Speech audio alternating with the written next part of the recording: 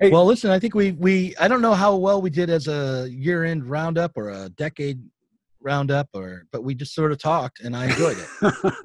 I think we mentioned the year 2019. Yeah, a couple times. For you, the emblem of 2019 is Jeremy Corbyn in ignominious defeat. Yeah. And for me, the two faces of 2019 are Andrew Yang and Baby Yoda. Oh, God. They should be the cover art. How can we be friends? Is what I want to know. Baby Yoda. Baby Yoda. That's worse than Hitler. All right. You got to watch The Mandalorian. It's no, I don't. I do not. It's not the law. I'm a free man. I'm not a number. Okay. Hey, right. Can we do 10 minutes for YouTube? Sure. All right. Where is it? Is the video going to go to your C-ROM people, or just the audio for what we were just doing? From my home internet connection, it would be a real chore to try to upload this entire conversation as video to YouTube. That's cool. That's fine. Yeah, it's going to go out as an audio podcast. But this next, I should have been vaping more. I wasn't on camera really. Well, you're welcome to vape on camera. I mean, you'll be cool to the young kids. I guess. I think that's ironic. I don't think vaping is cool to anybody. But all right. So yeah, what do you want to do 10 minutes on? 2019. Yes. Oh, okay. As I was just saying in the podcast version of this conversation, my emblems for 2019 are Andrew Yang and Baby Yoda. Yeah, which makes me sick to my stomach. I mean, not Andrew Yang so much as Baby Yoda, but the combination is, to me, it's sick-making. And I would say good riddance to 2019 if those are the big takeaways. My problem with Baby Yoda, and I said this during the podcast, is that I don't know its gender. We don't. And I don't want to assume. It's been unrevealed. But Baby Yoda, as a media creation, spells the death of independent media online, or at least a massive blow against smaller entrepreneurial content creators. And maybe as a strict Marxist, I shouldn't care about that, but as someone who's in that world, I hate to see the digital platforms and digital media become more homogenous and more controlled by one corporation. And the fact that they're doing it with this sickly, sweet abomination of a mutant lizard thing called Baby Yoda. I mean, no one knows what species that even is. Nope. There's just one. There was one. It was Yoda. Two. And Yoda, now there's two. No. There was two. Yoda and Yaddle. Yaddle? Mm-hmm. What movie was Yaddle in? I think all three of the prequel trilogy. Oh, right. I'm sorry. I've blanked those out. I've forgotten most of the prequels. All I remember from the prequels are all the lovely couches they sit on, and Jar Jar Binks, and that's my entire memory of. Oh, and at the end, Darth Vader going, "No!" That's all I remember from the prequels. But yeah, so my 2019 memory would be, or what I will is what I'm taking into 2020 is the to me weirdly unexpected defeat of Jeremy Corbyn in Labour. If I'd been paying attention and believing what the mainstream media was saying, I would have known that it was likely that he was going to go down to a massive defeat. But I just listened to my friends in Momentum and thought, well, he's going to squeak through. There'll be a minority government. And I was entirely wrong. And I feel as though there are lessons to learn there that will take a lot of debate and picking apart and understanding that we're not quite doing a lot of what the social democratic Bernie Sanders left is doing in the United States, is coming up with reasons not to find parallels between the US and the UK. And there are strong reasons not to think there are direct parallels, but I think we should dig deeper and prepare for problems. I mean, even if Sanders wins the nomination and wins the presidency, a Sanders government is going to be facing very similar problems to the ones that Trump is facing, which is an entire establishment who wants nothing to do with them and will do everything in their power to get rid of them. Yeah. And we should be prepared for that. I made a prediction a year ago. I said that all of 2019 will feel like an election year. And you're right. Yeah. So starting tomorrow, we will actually be in an election year. Can we vote on January 1st? Can we just get it done with and have the election? I guess we can't. We have to select a Democrat. Yeah. But no, we have another year of this almost, 11 months anyway. Yeah, it's going to get worse. Oh, yeah. It's going to get a lot worse. I'm expecting a replay of 2016, only even more vicious and stupid. Which aspects of 2016? Well, for me, what the 2016 election was mostly about, because I'm such an online person, I allow myself to get sucked into that far too much. What it was all about was telling people that if they didn't support your candidate, mostly because I'm on the left, if you didn't get behind Hillary Clinton, or if you said anything about Hillary Clinton that was negative, you should unfriend them. If you even thought about voting for Trump, you were deplorable, and they didn't want anything to do with you. And there are people who I still kind of despise from that period, because I blame them in a way for creating a climate in which Trump could win, because they just made it. They actually made me, and I hate Trump, hate them more as the process went along, just for for moments. But the whole feeling of all this negative emotions and trying to decide who to hate is something I expect to see in 2020, and I think we should try to avoid it actually as much as possible. And I don't know how bad it's going to be during the Democratic primaries, whether or not the Bernie Bro meme is going to come back, or how that could come back if Biden is the centered nominee. I mean, that I don't see how you can launch those kinds of attacks on Bernie Sanders, which is one of the reasons why I think Sanders versus Biden will be Sanders' best shot at getting the nomination, because two of Sanders' weaknesses as a Democratic candidate will be completely off the table: his age and his status as an old white man, or as a white man. Though neither of those things are going to be in play if the other side of the table is Joe Biden. So then it will just be red baiting, I guess, through the whole thing. And I think that's a fight I want to have. I want to see that happen. So. Anyway, but yeah, we're going to have that election year. If Sanders gets the nomination, it will be legitimately exciting. If Biden does, it's going to be really depressing. Well, if Biden gets the nomination, at least we will enjoy the spectacle of Biden getting up on a debate stage with Donald Trump, because Joe Biden has no impulse control when it comes to, if somebody says something disagreeable to him, he immediately loses his composure. And he lashes out at them, and often, lapses into incoherent word salad. And Trump will have him drooling and bleeding from the eyes within 5 minutes, when they're on stage. So, it'll be cold comfort, because we're going to get another 4 years of Trump, but at least we'll get to see Biden just absolutely flail in, hapless futility. And I wish that Hunter S. Thompson was still alive. Yeah, I wish Terrence McKenna was still alive. If Hunter S. Thompson was still alive, he could advise the Biden campaign on what drugs to give Joe. So, 2019, two things for me.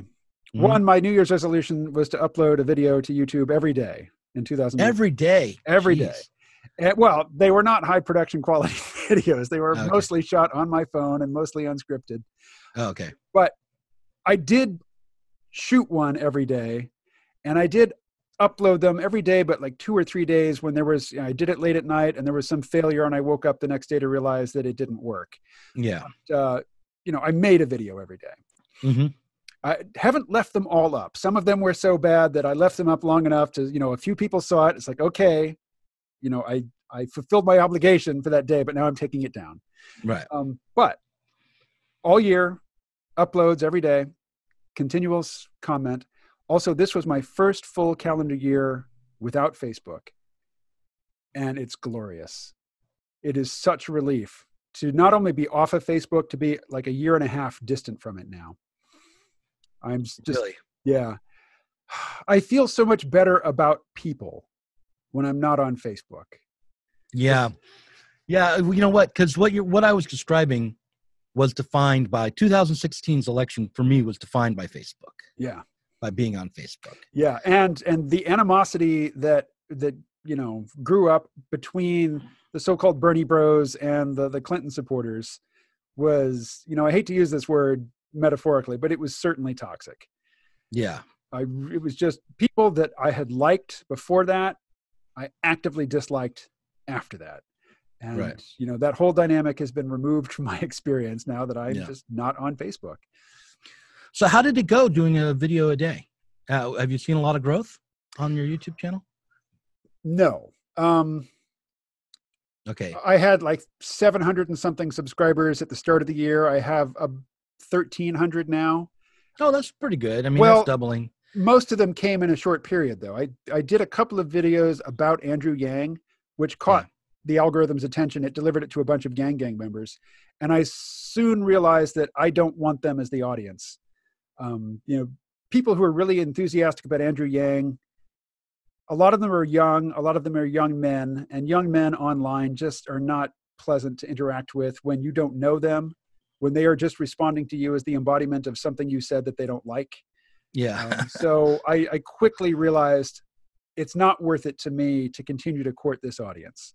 Yeah. So I stopped doing the Andrew Yang videos, and in videos when I mentioned him, I didn't put his name in the title or the description or tag or anything. I'm like, I did a Yang video recently.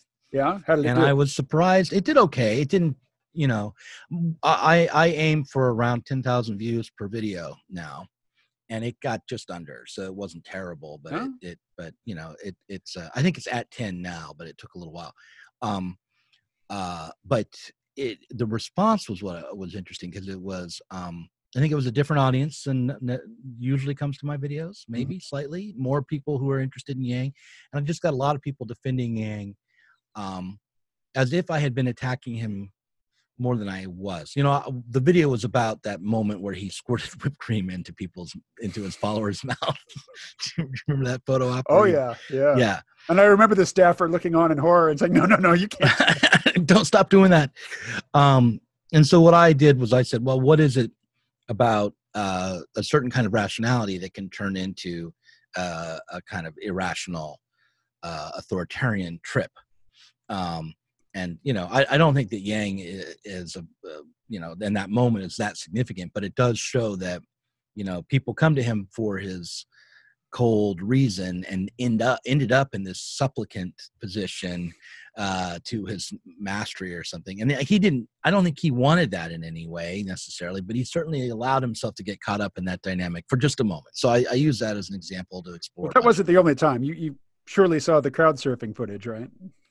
No, I don't think I did see that, where he was crowd surfing on top of his fans there. Mm-hmm. Yeah. And I think that's when, what is it? MSNBC? Which network called him John Yang?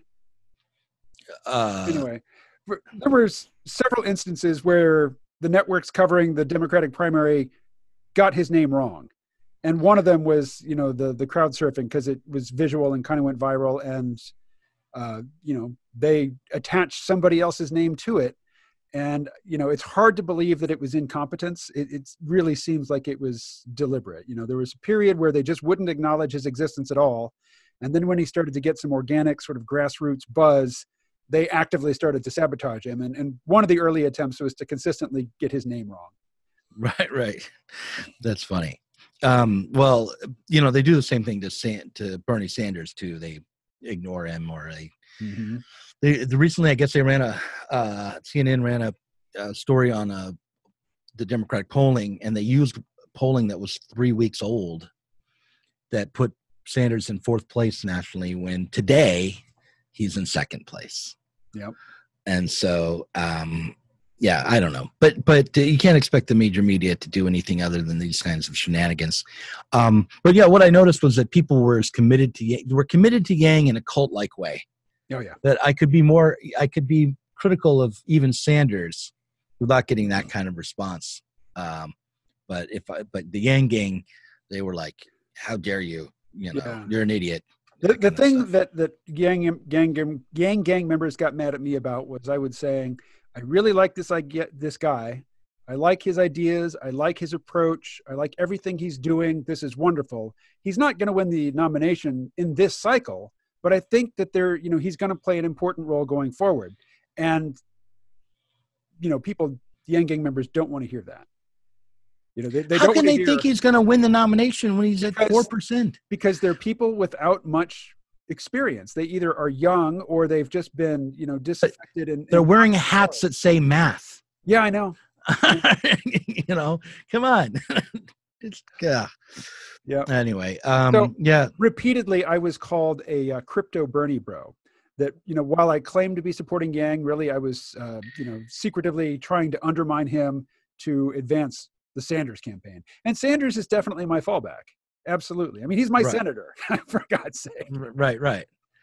Yeah. But they're very, very different candidates. They are. But, what I think they have in common is a legitimacy that comes from actually having a vision and principles that they're acting from, not putting their finger to the wind, not relying on focus groups to determine what they're going to say. That's true.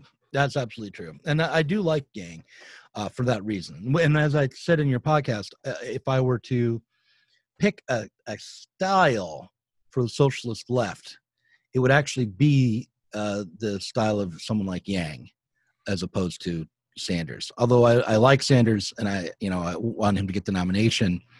And I even like his policies more in the moment than I like Yang's necessarily. Yang is taking this position where he's trying to understand the objective conditions of society outside of the sort of just so stories about oppressor and oppressed and who the good guys or bad guys are. He's taking a look at how our system itself is producing these problems and trying to offer solutions within that context. And I think that's a better approach for the socialist left. It will eventually get ugly if you really try to solve those problems. But the first step doesn't necessarily have to be about finding the bad guys or finding which group of billionaires needs to be hung in the in the town square. Yes, there are historical examples of the people rising as one and murdering the elites, and it doesn't generally produce a better situation than they had before. It sometimes does, but it takes a while. I mean, the French Revolution. The French Revolution took a little bit more than for that really to fully work out. Took half a century from the French Revolution to. But can you say that the way the U.S. operates today is a result of the French Revolution? I mean, it's certainly. I think, I would say that if it hadn't been for the rest of the world abandoning monarchical authoritarian systems of government, and and becoming republics and nations the way we know them now, that the U.S. would be a very different place. That you can't take the U.S. out of the context of world history. So, I think the French Revolution, and I think also if it hadn't been for the coming French Revolution, the U.S. might not have ended up. The U.S. Revolution may never have happened. I know that doesn't make a lot of sense because it came after, but there was still such cross-pollination between. Well, there was such radicals animosity between Britain and France. Right. That's true. France was motivated to, Yeah, but I'm saying outside of that, pain. Yeah. Right. But I'm just saying that I don't think the French Revolution would have happened without the American Revolution either. So, but yeah, I mean, it's complicated, but I definitely think that revolutionary struggle is often necessary if you're going to have massive political change. But if you're telling me that we'll make the streets run red with the blood of oligarchs today, and it's going to produce, it's going to bear fruit in 150 years, I'm not up for that. Okay, I understand. But I would say that the situation we have now and have had for a long time is that, the guillotine is just, it doesn't even produce good outcomes in 150 years. now. I mean, we just don't. We have a much deeper, different kind of problem. We don't have kings to overthrow anymore. No, That's the we old have hedge battle. fund managers, and We don't even have hedge. We have hedge funds. Yeah. You know, the problem of hedge funds. The managers are just there as the gatekeepers and custodians of these things. So yeah, Brennan Page no longer run Google. Steve Jobs is dead. And yet these things continue. Yeah. The structures they built continue. Right. Yeah. So we can't guillotine our way to a better world. I absolutely believe that. But violence may be at times, the outcome of real struggle to outstrip and transcend these structures. But to start with, well, these are the bad guys over here, off with their heads, is to say, I have no idea what I'm doing. Unless what I'm doing is taking advantage of this moment to gain personal power and notoriety, in which case off with their heads is a pretty good thing to do. I mean, if that's your goal. I guess so. Yeah. I want to set up a new authoritarian regime. Right. Yeah. Okay. But but so that's why I like Yang. But I hope that sentiment, his approach to politics, might take hold and also become something a little different.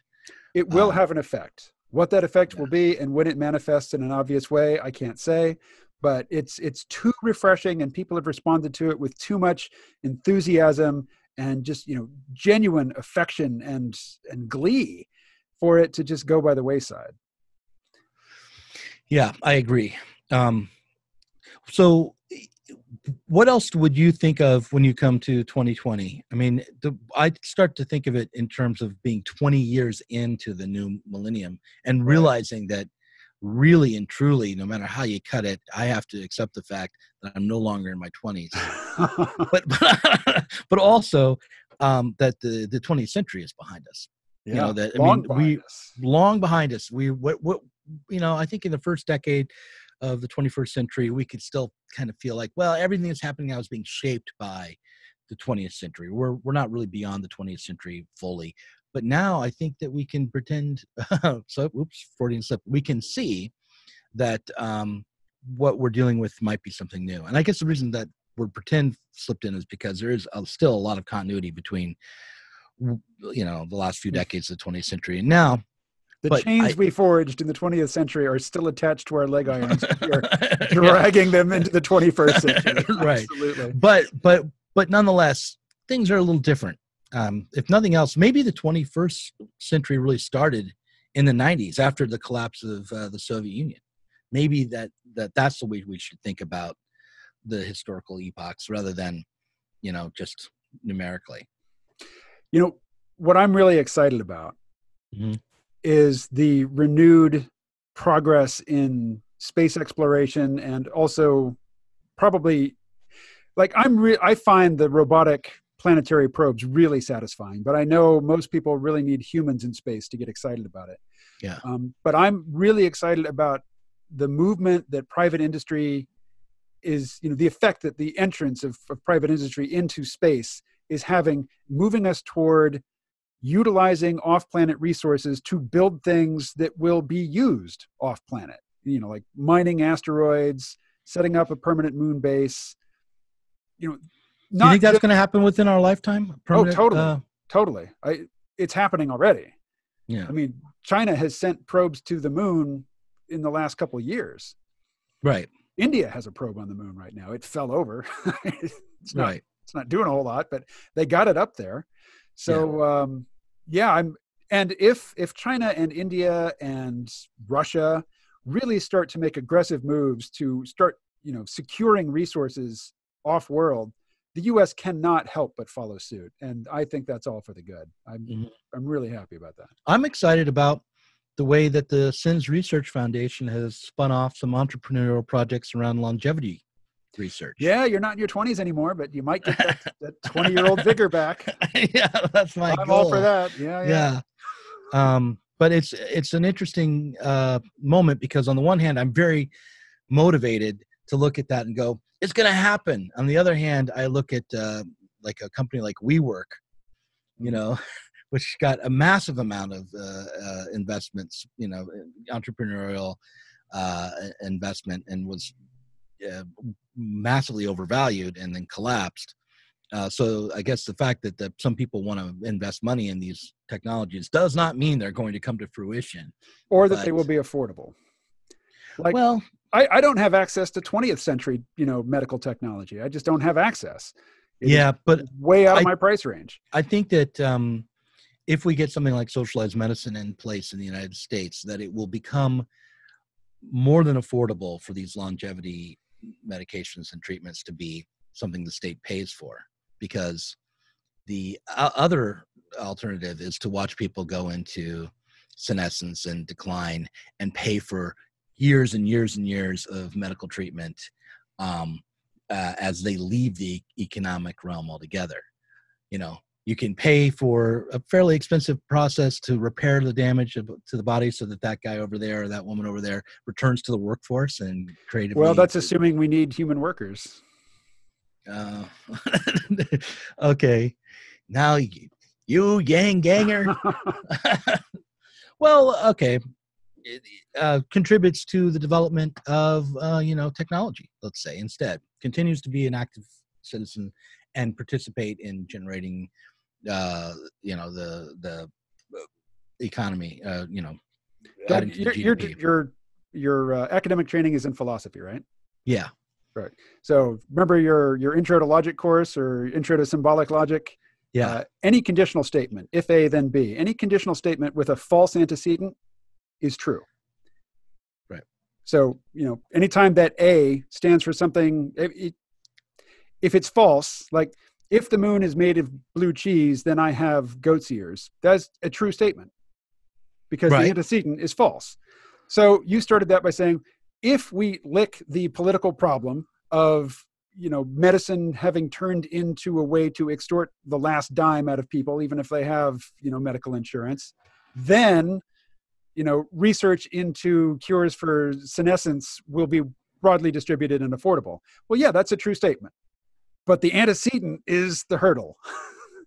Well, look, okay, so this is where I don't agree with your characterization of what's happening with medicine in this country. I think that while it's true that there are people who are massively benefiting from the kinds of spending that goes on in the realm of medicine, overall, it is a drain on the economy and is not helpful to be spending that much and having that many people sick. And the problem, but just because it's maladaptive doesn't mean that it goes away. That's true. But if you look at the problem when you have socialized medicine, it becomes much clearer what's an expense and what's making and what's actually producing value in society, because no one thinks the NHS is being run at a profit. And the thing about profitability in the intellectual property sector is that it's really just shifting profits and production and value from other sectors into its sector. It's not actually producing new value itself. So, these are expenses. Spending money to keep people well is an expense. And if it doesn't lead to productive activity, then it is an expense that's wasted in terms of the economy. So now you brought up a secondary problem, which is that the economy itself is constricting the amount of labor that it needs in the workforce. And so even if we could return people to the workforce, there may not be jobs there for them. We'd have to do the numbers, but I think that even if not everyone who gets made well by these technologies enters the workforce to be productive, it would still be less money to give them these treatments. This is my, we'd have to see how much the treatments cost, but then it would be to keep them on, hospitalized and getting multiple treatments and all these pharmaceuticals for 10, 20, right. A 105-year-old guy who has the body of a 25-year-old guy and who sits home and smokes weed and plays video games all day is less of a drain than the 105-year-old guy who is in intensive care in a nursing home. Right, exactly. Yeah. So that was my argument. It was those two things. It was not only will that 125-year-old guy no longer need all that medical treatment that we're spending money on, and that is a drain on our economy, even if some sectors are profitable from it. But not only is that true, but also it's conceivable that 125-year-old guy would be contributing to economic development. Yeah. But now you bring up, well, the fact that we're going to automate away all those jobs. And then I say, you're right. Longevity research and on its own is not all that's needed. We also need a socialist revolution. We also need to overcome, not only as we repaired our body, we should also repair our social structures and change our foundational system. Because longevity will not get rid of the problem of automation. If anything, it might intensify it. Certainly it would. Yeah. So, but I think longevity, particularly among people who, they're healthy in body, but they're really, feeling precarious in terms of their finances, they're probably not going to be having a lot of kids. No, right. That's true. It's going to change everything. I mean, if people live to, if to put it this way, I don't think people will be having a lot of kids if they live to be 200, 300, 400 anyway. I think the drive to reproduce will diminish kind of on its own accord almost. Well, it's already diminishing as we urbanize.